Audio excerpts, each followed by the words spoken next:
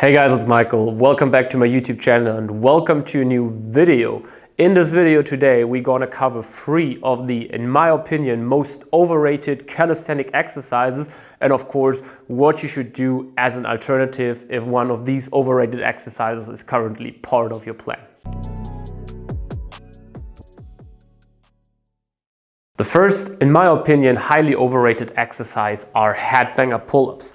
When we take a look at the movement and we kind of split up the movement parts, what we can see is that with headbanger pull-ups, we're kind of having a front lever component as we're having this isometric shoulder extension. So we're having a kind of isometric contraction on the lats as we're pulling down here.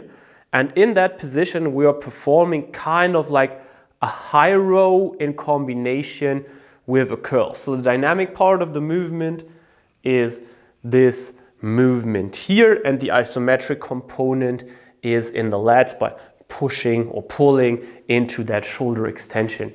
And if we take a look at what we want to achieve with that exercise is rather having the biceps being activated from that curling motion, the upper back being tackled from that high row, or the lats being tackled from that isometric shoulder extension.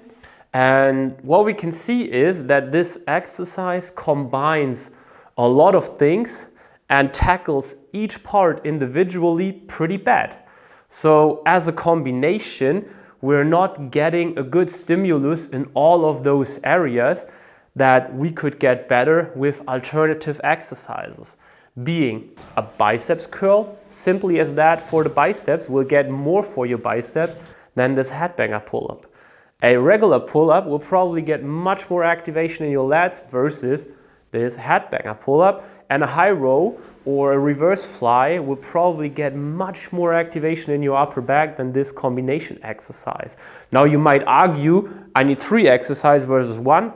Yes, that is true, but the outcome and stimulus per set is much better, and if your goal is to improve performance, muscle mass, aesthetics, in my opinion, you will get much more out of those exercises, doing them every one of them after another versus this combination, which fatigues you a lot. It's pretty exhausting, but the stimulus per muscle very, very low. So definitely not a recommendation from my side. It's time for a bit of advertisement. You should definitely check out my new book, Understanding Calisthenics. It's available in our web shop and on Amazon.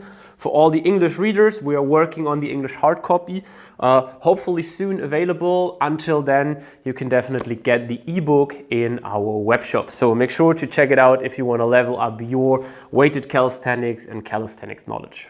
The next, in my opinion, overrated exercise are putting a bias towards the triceps or the chest on a regular dip. The regular dip itself always trains your triceps, your shoulders, and your chest very good. The triceps and the shoulders always a bit better than the chest due to the limited range of motion for the chest, but still we always have a decent stimulus in all that muscles. Putting an extra emphasis on the chest or on the triceps usually just leads to the joints being overloaded. It is technically much harder, so the limiting factor will not likely really be the muscle that you've targeted. Also, it's harder to overload, so my suggestion, just stick to a regular dip, use additional weight to really level that up on the long run over time, and instead of trying to put an emphasis on a certain muscle within the dip, just add again an accessory exercise that really brings that extra volume, that extra stimulus for that muscle into your training program. So instead of doing a triceps dip, which again is hard to balance, it's hard on the elbow, it's hard on the wrist, just stick to the regular dip and add a triceps extension exercise.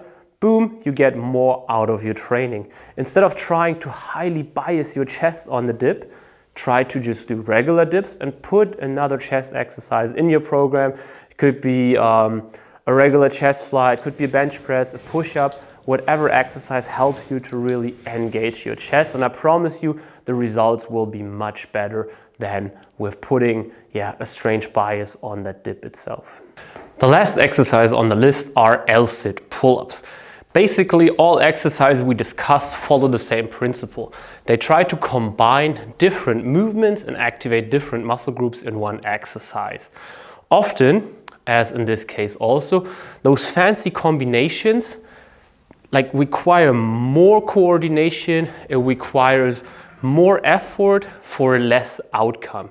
So it might look cool, it might be a skill you want to learn, but on the long run, you will definitely getting more out of training each of these movements isolated. So in the case of the Lsit pull-up, if you go for leg or knee raises and regular pull-ups and overload those over time, you will get better abs, you will get more pulling strength instead of combining it. So again, there's nothing wrong with using those combination exercises, but treat it more as a skill you want to unlock. But on the long run, in your workout program, you will more likely be better off if you just go with the good old basic exercises.